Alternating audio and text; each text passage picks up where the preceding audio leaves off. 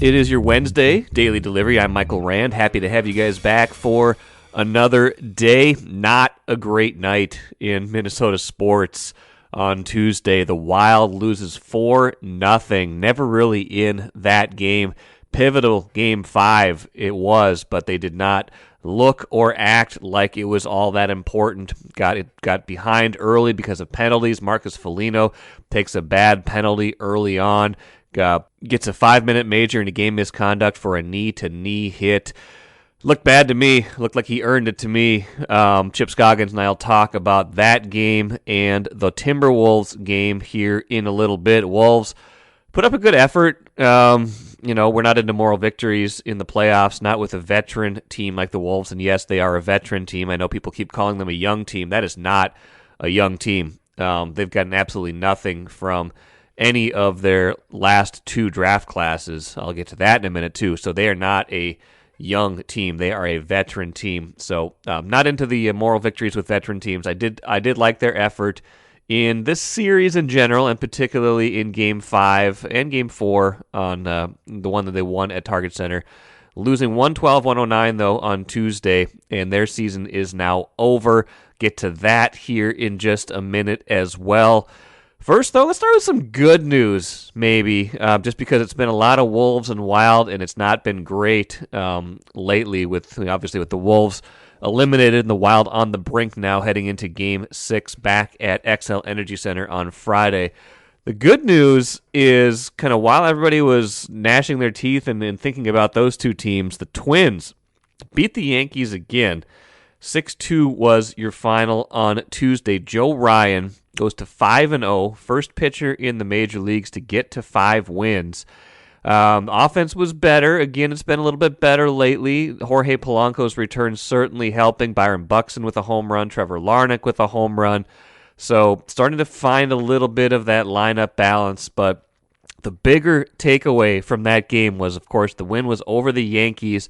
Clinched the season series over the Yankees. First time in 22 years. Do you fully comprehend what that means? I mean, that's unbelievable to think about because the Twins have had countless division winners during that time. They've been to the playoffs like 8, 9, 10 times in that span.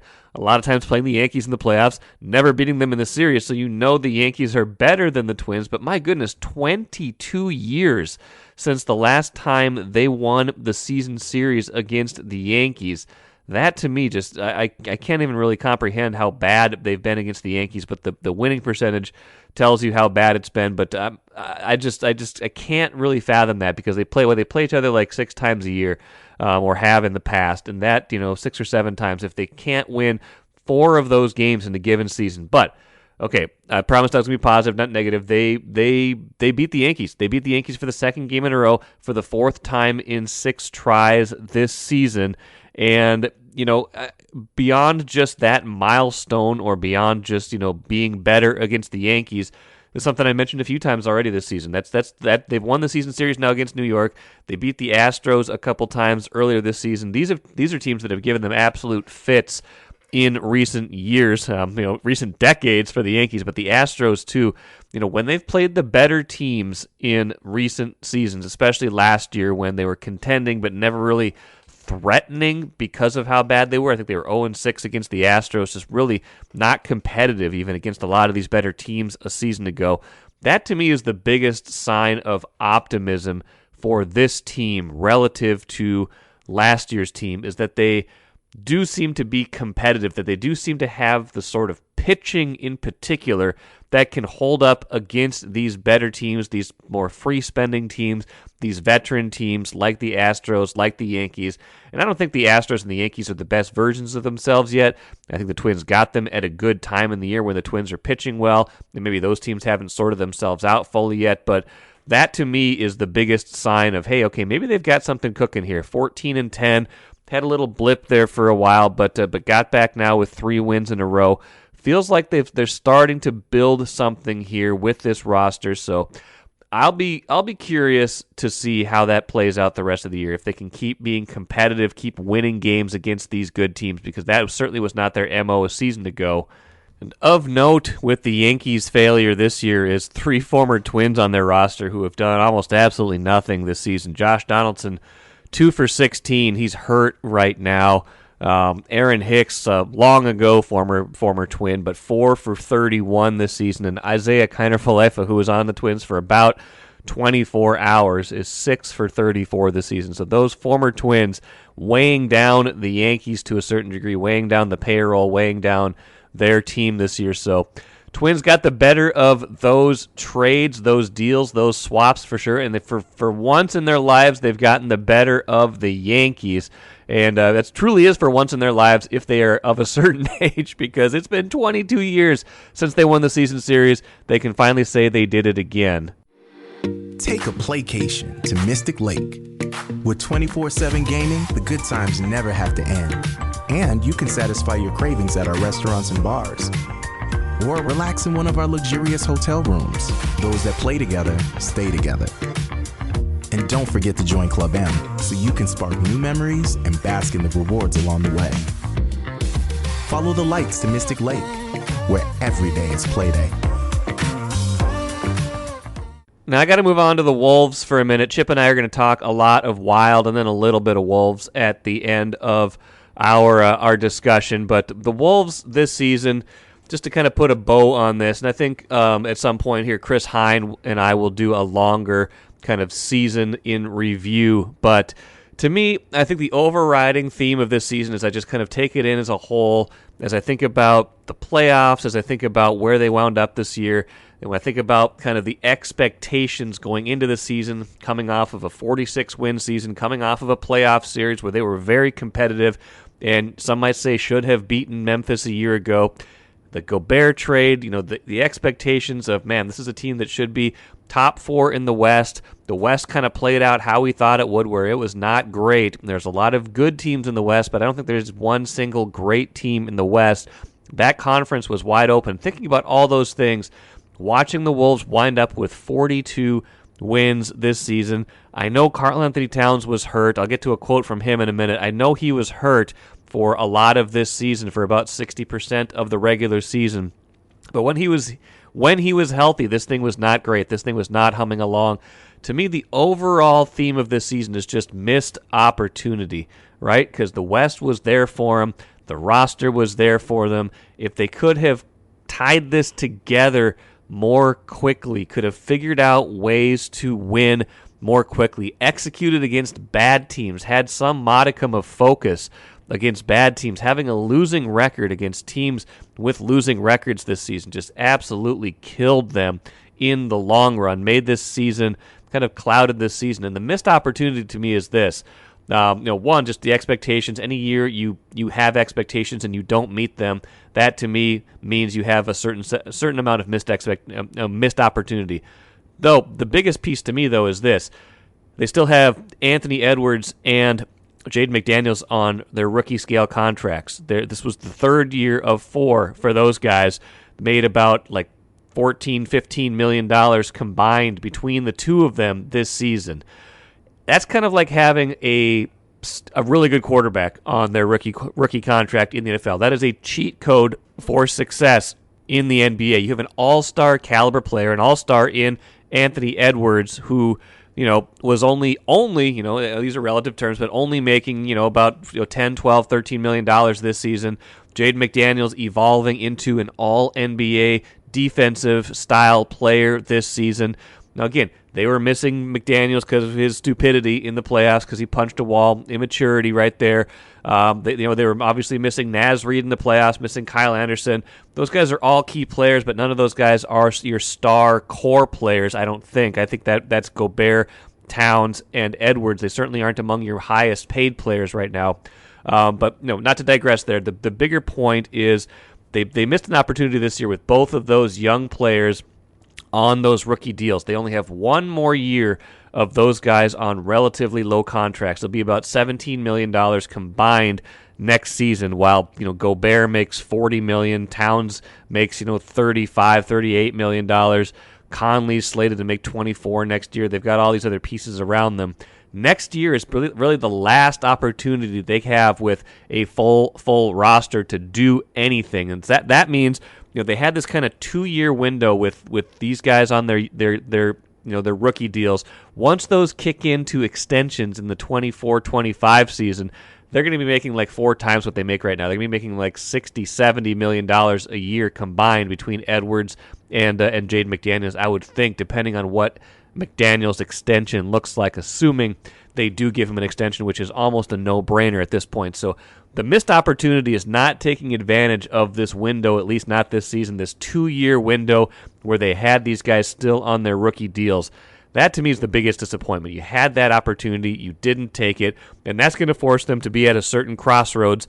If not this offseason, then certainly next offseason.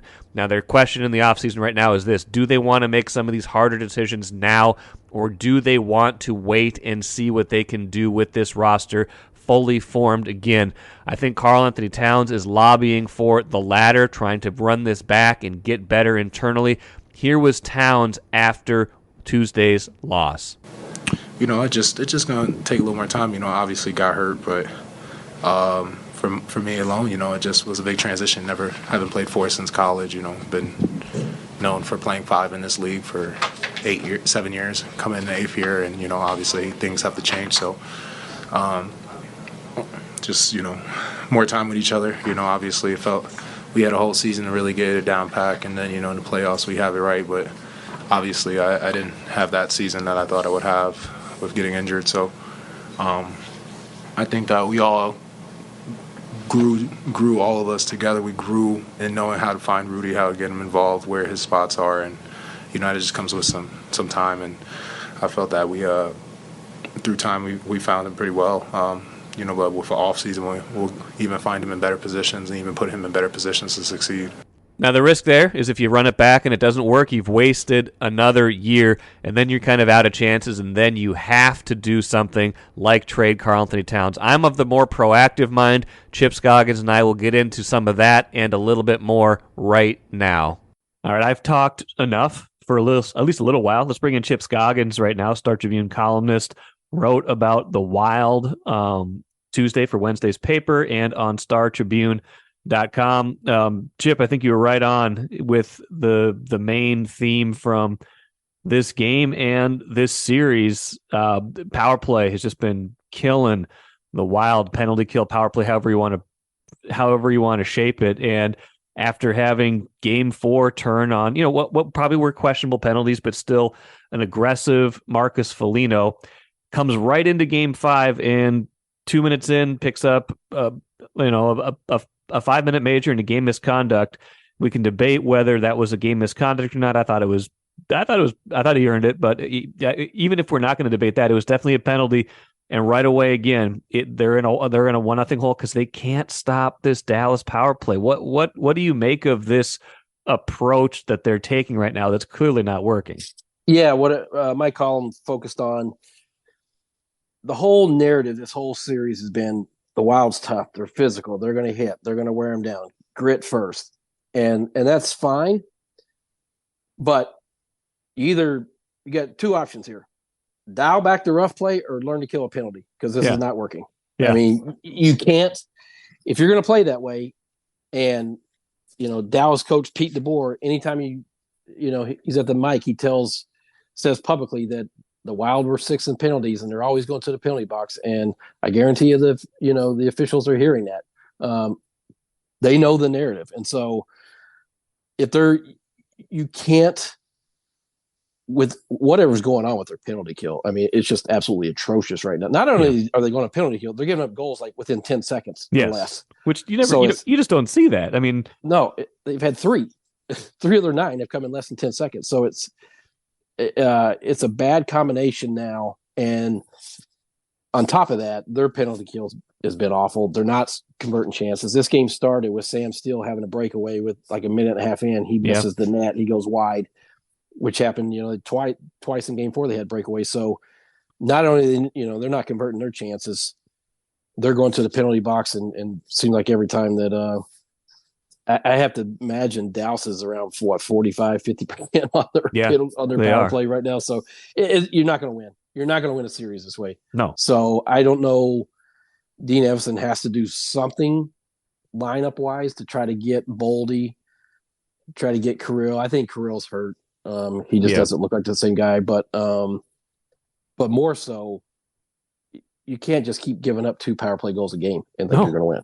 No, I mean it's just kind of ridiculous at this point with what we've been seeing, and it started at the beginning of the series. I mean, they escaped that double overtime win in game 1, even though they gave up those 2 power play goals that were 3 seconds and 6 seconds in. So this has been a story for pretty much the whole series. It's definitely where Dallas turned momentum in game 2.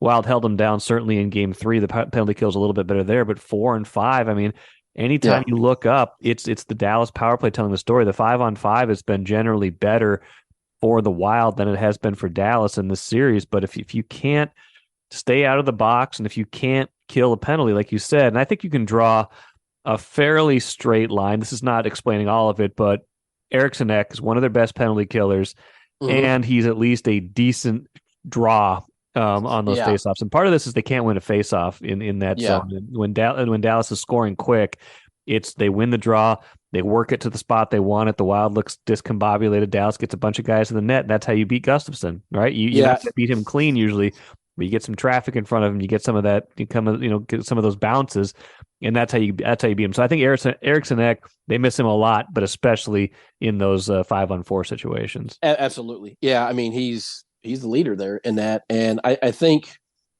you can tell Dean's frustrated. The players are frustrated. Fans are frustrated with the officials. I didn't like the 2 penalties on Foligno in game 4. I thought they were just bad calls. I thought the one tonight was a penalty for sure. I didn't think it's so egregious. Me and you might differ on that about whether it should be a game misconduct, but it was a penalty. Yes. And so, it's a loser's lament to sit here and, say how bad the officiating is, and they're out to get the Wild and all this. When you can't stop the power play and you're blowing chances, you forfeit the right to complain about the officiating. I'm sorry. Yeah. And it's interesting, like, where do they go in game 6 now? Obviously back at XL Energy Center on Friday night. They'll be the only, not the only show in town. The Wild, I think the Twins probably gone by then, but the Wolves are done now. We'll talk about that in a minute.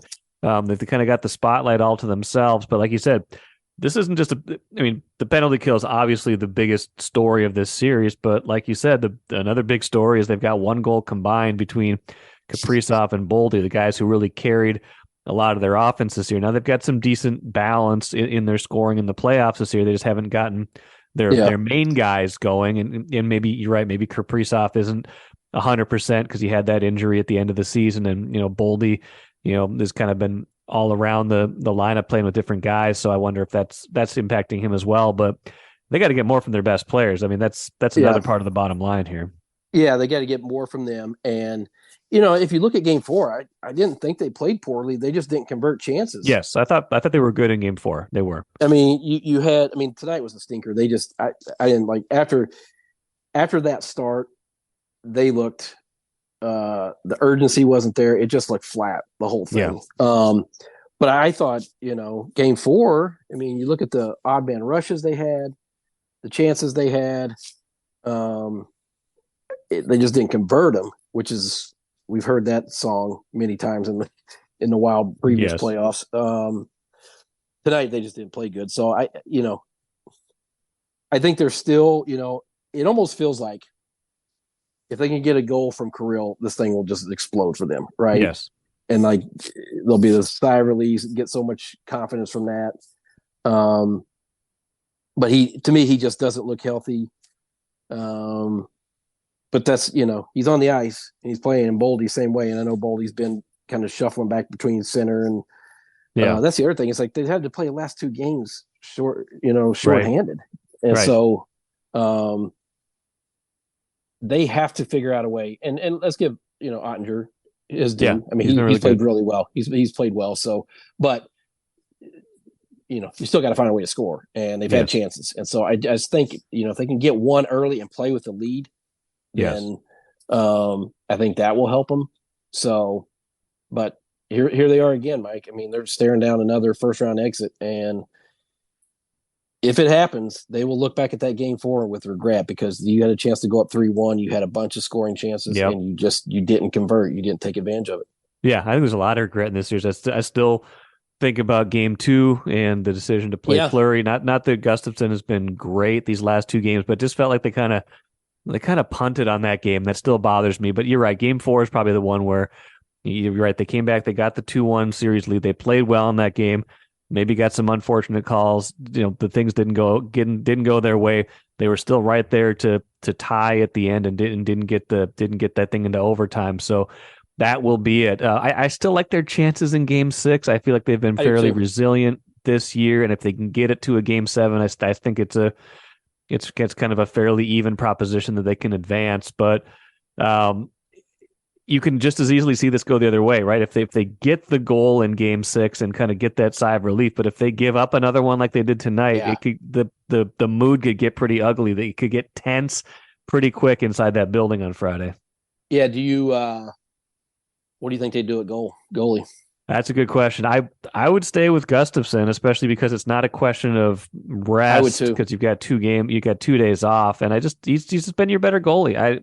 They might be tempted to make a change. I would not. I would stay with Gus. I would too. I mean, I don't think. I mean, he hasn't been lights out like we've seen Ottinger, but I don't think he's been the problem. It's been other things. He won them Game 1. He won them Correct. Game 1. So Correct. He's already won them one game in the series, and he was good in the 5-1 game too. Yeah. So, sorry, my things are. Yeah, I think you stay there, but I do think you have to, and I don't know what they are, but you have to make some lineup tweaks because you can't just roll out there the same lines, and think that's. I mean, something's clearly broken with their penalty kill for one, and their power play. I mean, they've got to figure out a way to fix that and get better from that. So I'm curious to see. They have an extra day in here now. It's not you got 2 days off now, so this gives Dean Evison and his staff a chance to kind of figure out a different plan because they have to do something different here. Wolves have about 5 months off now. Their season is over. I got no problem with the effort they gave tonight, and even in the last 4 games, I thought they played reasonably well after getting blown out in Game 1. Obviously, they were extra shorthanded tonight with no Kyle Anderson, in addition to the guys they were already missing, and then Towns and Gobert fouled out by the end. So Nate Knight was playing in the biggest elimination moment. No disrespect to Nate Knight, but I don't think that was the plan at the beginning of the season or even going into this game.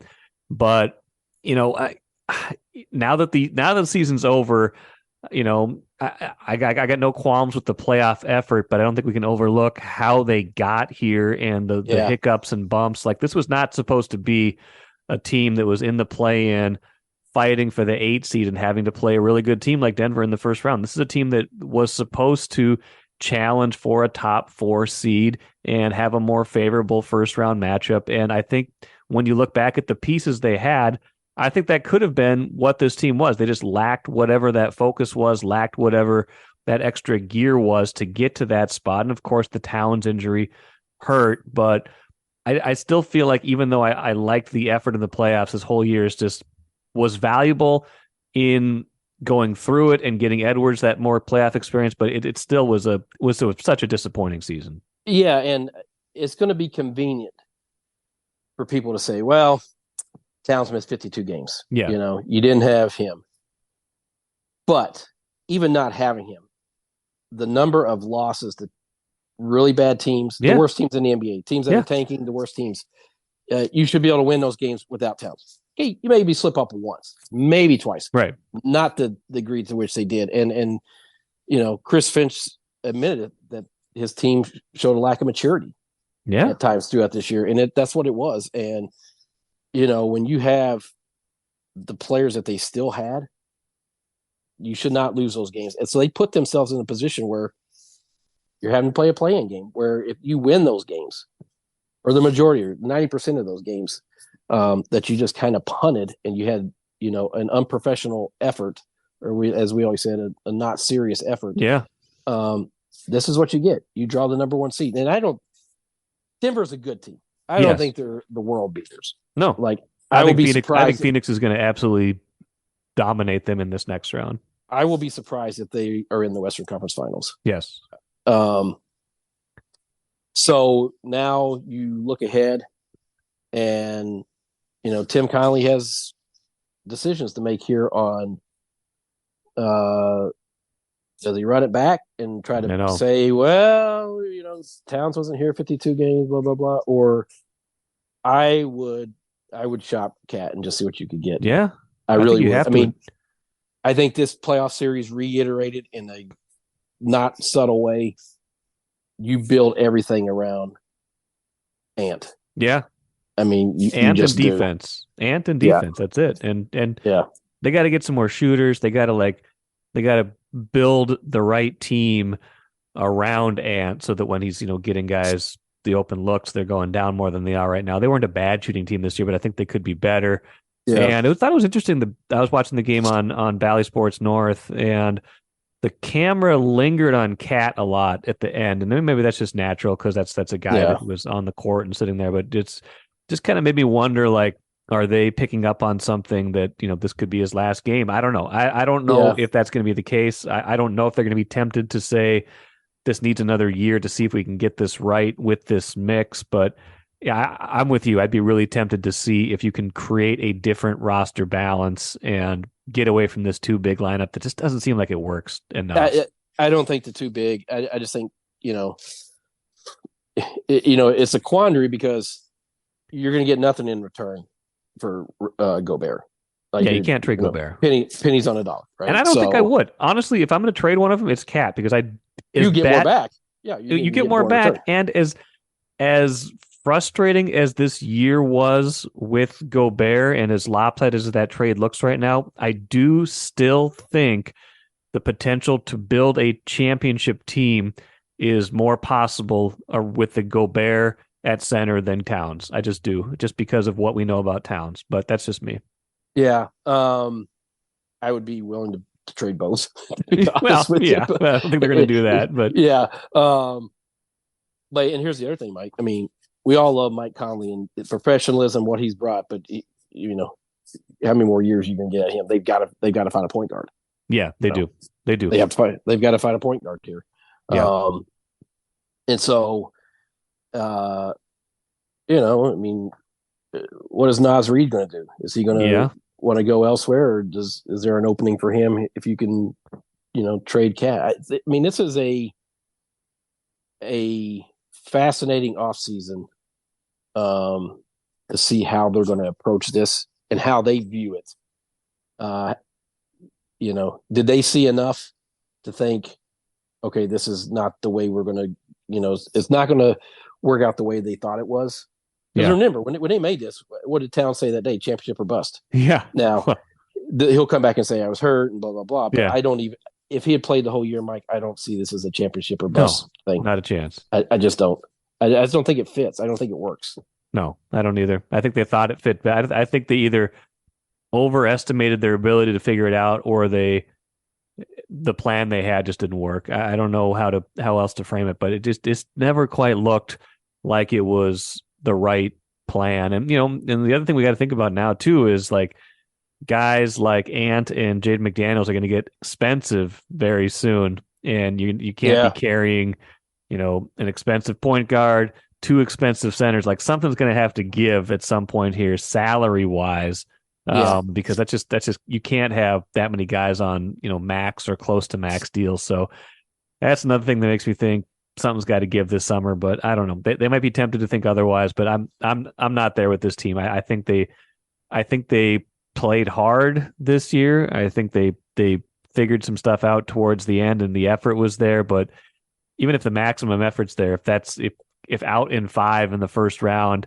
and a predictable exit at that is kind of what your kind of ceiling ended up being, then you got to change it again. Well, I mean, the thing is like, are we really going to reward playing hard? I mean, that no, I mean, it's not. It's different than a moral victory, but I liked the effort tonight. I guess it was more. Well, they more showed fight. I mean, it's an elimination game, and Ant's going to show fight. And, they showed fight, but I mean, you have I know they were shorthanded, but you have a team with Anthony Edwards, Carl Towns, and Gobert. I mean, you have guys that have some stature. So this is not like it's a new team. That you might say that like it's Oklahoma City. Hey, they showed fight. This is a team this team is a team that's built to win right now. And it's got to be beyond. They showed fight. And we can change the narrative, by the way, that this is a young team. This is not a young team.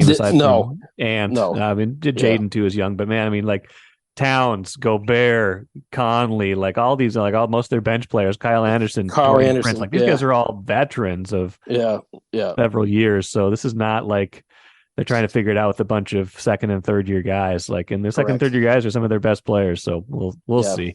I don't know. It's I don't think this is a surprise. I think if you would have asked me kind of where we would be with both the Wild and the Wolves at this point in the series, I think this is probably about what I would have expected, that the Wild would be, in the series, but maybe on the brink, and that the Wolves would be done about now. So I'm not surprised, but it's still, the playoffs, man, around here. It's just the story is never good. It just seems like it's never good.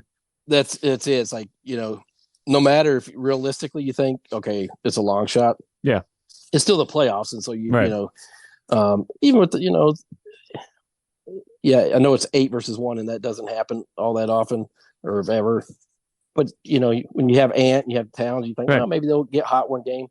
The Wild, I think the frustrations there because they had a chance for the first time to really back a team into a corner. Yep. And they just did not take advantage of that opportunity. So it's not to me, it's not a matter of them being overmatched or whatever. It's just they didn't play well when they needed to, or they didn't convert and capitalize when they needed to. Yep.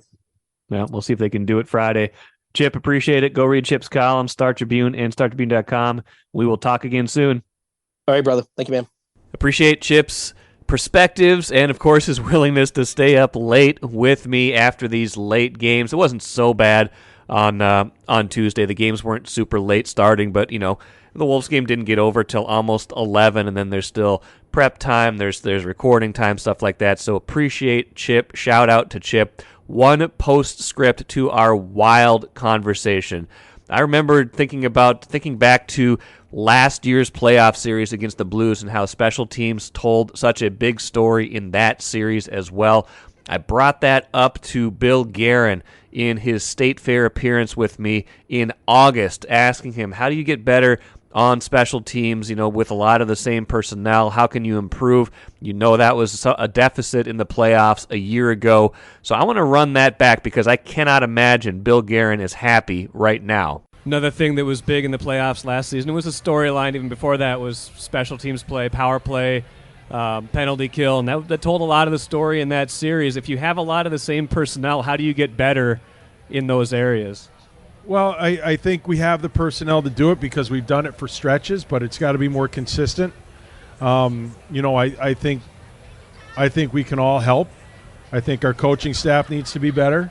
I think our players need to be more consistent and listen to the coaches rather than just go off and do your own thing. It's got to be something that we work on a daily basis.